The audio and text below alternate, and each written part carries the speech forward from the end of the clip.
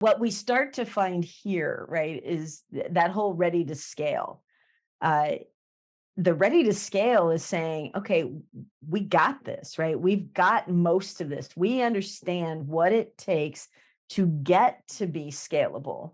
And now we see that you kind of have to back up and look at the larger view. So in this case, we look at just like we talked, right? It's all about the communication. It's all about succession. It's all about the systems that we're using to keep things running and actually making sure that our talent is inside that same kind of system. It's very interesting because the opportunity to award is probably the best you're going to do on the money you're going to make on a job when you sign that contract.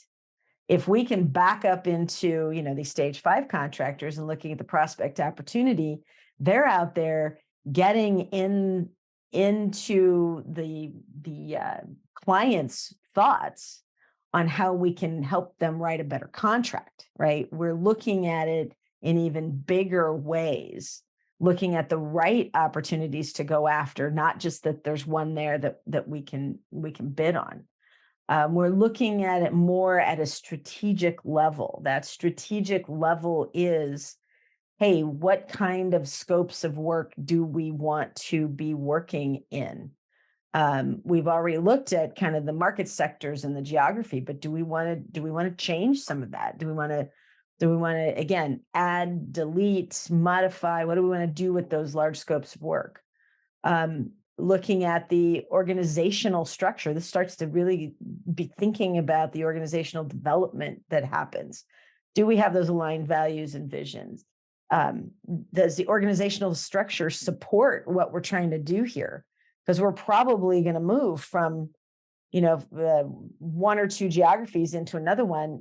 This now has to be not just ready to scale, but it's going to have to repeat across, which will, when you get to a 6+, that's what happens.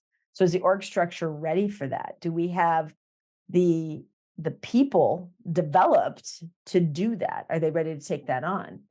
And you can see our talent value stream really starts to show up here, where it's not just who are we recruiting and how can we hire them, but what does onboarding look like? How do we get them into the culture of the organization? How do we explain to them the processes and the systems that we use?